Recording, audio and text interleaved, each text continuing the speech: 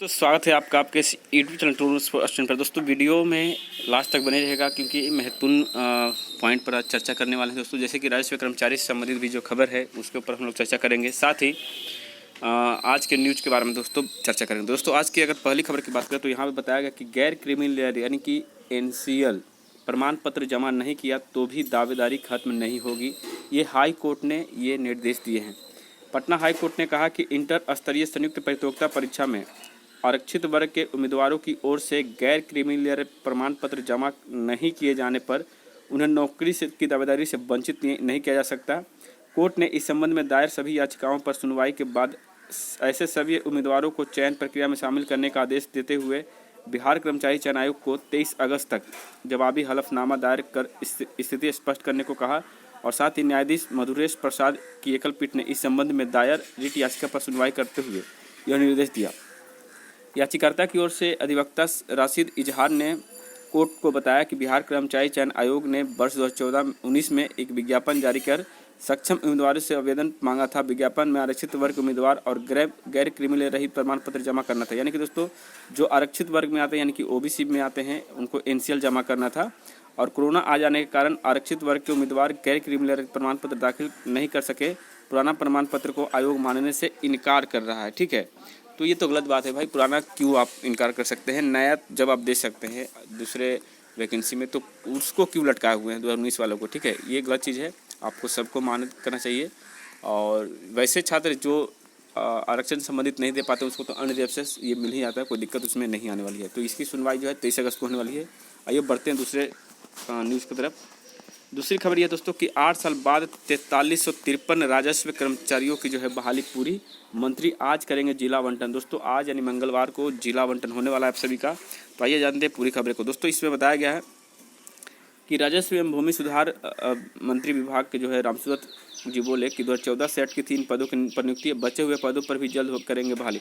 यानी बचे हुए जो पद होंगे इसमें उस पर भी बहाली होगी। यानी कि 5343 जो कैंडिडेट इसमें चयनित हो जाने के बाद भी कुछ पोस्ट खाली रह जाते हैं उनकी भी बहाली जल्द करवा ली जाएगी। तो राजस्व एवं भूमि सुधार विभाग में करीब 8 साल से अटकी राजस्व कर्मचारियों की बहाली प्रक्रिया अपने अंजाम पर पहुंच गई है। और विभागीय मंत्री रामसूरत कुमार मंगलवार को इन 4353 अभ्यर्थियों की 4353 अभ्यर्थियों की या कर्मचारियों की NIC की मदद से ऑनलाइन रेमेंडली जिला का आवंटन करेंगे। दोस्तों आपका जिला का आवंटन ऑनलाइन होगा। ठीक है, तो आज बेसब्री से इंतजार करिएगा। और बताया गया दोस्तों कि रिक्त पदों पर भी जल्द बहाली शुरू की जाएगी। राजस्व दस्तावेजों के लिए लोगों को परेशानी न हो इसके लिए सभी अंचलों में जल्द ही 2-2 ऑपरेटर की बहाली की जाएगी। और अतिक्रमणकारियों से अतिक्रमण हटाने का खर्च भी वसूला जाएगा।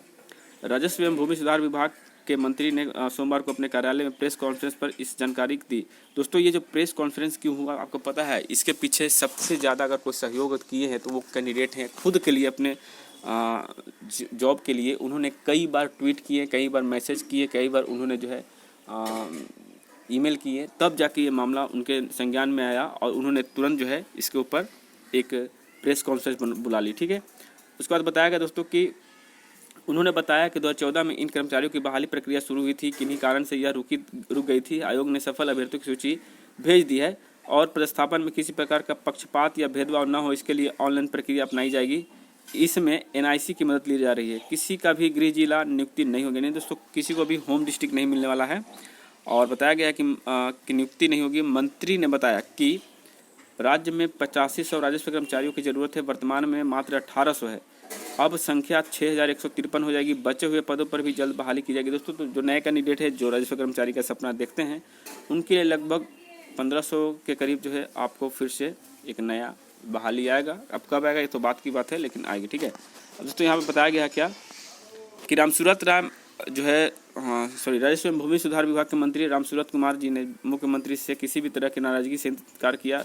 2 टूक कहा कि राजनीति में पैरवी एक मान्य प्रक्रिया है। जनता द्वारा चुनी गई सरकार में बैठे लोगों को जनता और जनप्रतिनिधियों की सलाह पर सिफारिश को सुनना पड़ता है।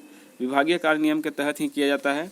हालांकि बहुत नियम कानून ऐसे हैं जिनके कारण भी गड़बड़ी होती है। अधिकारी उसका फ़ायदा उठाकर जनता को परेशान करती है। दोस्तों एक चीज़ देखे होंगे कि ये जब से मंत्री बने हैं तब से ये अधिकारियों के पीछे लगे हुए हैं। इसका मतलब साफ है दोस्तों कि ये एक ईमानदार मंत्री हैं। भले ही आप अपने हिसाब से जो भी सोचें, लेकिन मेरे हिसाब से लगता है ये ईमानदार मंत्री है और नहीं चाहते कि भ्रष्टाचार हो। और इन्होंने देखिए अगर भ्रष्टाचारी में लिप्त होते तो इनके ऊपर भी उंगली उठती और कई तरह के चीज़ों में ये लिप्त पाए जाते, लेकिन ऐसा कुछ देखने को नहीं मिला है। बल्कि हाँ, इनके कुछ नियम को सरकार ने नहीं माना, ठीक है, लेकिन ये नियम अच्छे बना रहे थे। और खैर ये आगे बढ़ते हैं। मंत्री ने कहा कि मैं किसी से नाराज़ नहीं होता हूँ, फैसला बदल दिए जाने से नाराज़ क्यों होऊंगा, मेरा कोई निजी कार्य नहीं था, मैंने सरकारी कार्य किया था, ठीक है। उसके बाद बताया कि दोस्तोों 1 अप्रैल 2031 जुलाई 1799 मामलों में लोक भूमि अतिक्रमण हटाया गया है। सीएम के जनता दरबार में 161 सवालों में 76 सवाल अतिक्रमण के थे। इस कारण यह विवाद मेरे लिए चुनौती बना हुआ है। अतिक्रमण को लेकर विधानमंडल के सदन भी बवाल करते थे और कार्रवाई यह कि ब्यौरा 270 अंचलों का है, 264 अंचलों में ब्यौरा बाकी है। तो मेरे ख्याल से दोस्तों यहाँ पे जो बताया गया साफ सुथरे यही है कि आपका जो मेन मुख्य काम होगा अतिक्रमण हटाने में आपको सहयोग करना होगा, सबसे पहली बात। तो दूसरी बात कि आपका जो जिला आवंटन खुद का नहीं बल्कि दूसरे जिला में आपको दिया जाएगा। खैर कोई दिक्कत नहीं दोस्तों, पास पड़ोस के जिले में जाते हैं तो भी कोई दिक्कत आने वाली नहीं है। अगर आप सोचिए कि लोग जीडी ज्वाइन करते हैं, आर्मी ज्वाइन करते हैं, एयरफोर्स ज्वाइन करते हैं, भाई कितने दिनों तक वो कहाँ रहते हैं आपको पता है? मतलब बॉर्डर पे, मतलब आपके क्या है, किसी भी आप डिपार्टमेंट विभाग में जाइए, चाहे एयरफोर्स में, नेवी में या फिर किसी में भी जाइए, तो सभी का सभी जो है लगभग आपको इस देश का बॉर्डर एरिया ही दिलाएगा। यानी कि नेवी जाते हैं तो वो भी आपको समुद्री एरिया यानी कि जो बॉर्डर होते हैं विशाखापत्तनम वगैरह, अगर एयरफोर्स जाते हैं तो भी आपको साइड एरिया ही मिलेगा। नेवी जाते हैं, एयरफोर्स जो भी जाते हैं सब के सब वही है। और एसएससी के थ्रू अगर जॉब करते हैं तो उसमें भी क्या है कि आपको दूसरे जिलों में क्या दूसरे राज्यों में जाना पड़ता है। तो देखिए जॉब होता है दोस्तों, कहीं भी जाके आप सेटल कर सकते हैं। और ये आपके लिए अच्छी बात होगी कि आप नए जगह पर जाइएगा, नया अनुभव प्राप्त करिएगा, ठीक है। अपने जगह पर तो भाई आपकी इज्जत भी कम होती है, आपकी वैल्यू भी गिरती है अपने जगह पर, क्योंकि आप मान लीजिए एक राजस्व कर्मचारी हैं, पंचायत सचिव अपने ज़िला में है और ख़ास करके आसपास के प्रखंड में है। पता चला आपका गांव का आदमी या फिर आपके पहचान का आदमी जाकर के बेटा ये बना दे, ए बाबू ये बना दे, मतलब बाबू तक तो ठीक है, बेटा बोल देगा कोई, भाई ए भाई ऐसे करेगा। मतलब एक रिस्पॉन्सिबल जो आपको दर्जा दिया जाना चाहिए उससे आप वंचित रह जाइएगा, जिससे आपको भी थोड़ा खराब लगेगा। तो आपकी वैल्यू भी बढ़ती है बाहर के ज़िलों में और काम भी अच्छे से करिएगा, अनुभव भी आपको प्राप्त होगा। तो ये ज़्यादा ख़राब बात नहीं है दोस्तों, ठीक है। चलिए आगे बढ़ते हैं। खबर में देखिए दोस्तों, यहाँ पे बताया गया कि बायोमेट्रिक निशान नहीं मिलने के मामले में सुनवाई 23 को, ये भी 23 को सुनवाई होने वाला दोस्तों। ये भी क्या है आपका वही इंटर स्तरीय बहाली का है। बताया गया कि काउंसलिंग के दौरान उम्मीदवार का लिया गया बायोमेट्रिक निशान पीटी तथा मुख्य परीक्षा के दौरान लिए गए बायोमेट्रिक निशान से मेल नहीं खाने पर उम्मीदवारी रद्द करने के मामले पर पटना हाई कोर्ट 23 अगस्त को सुनवाई करेगा।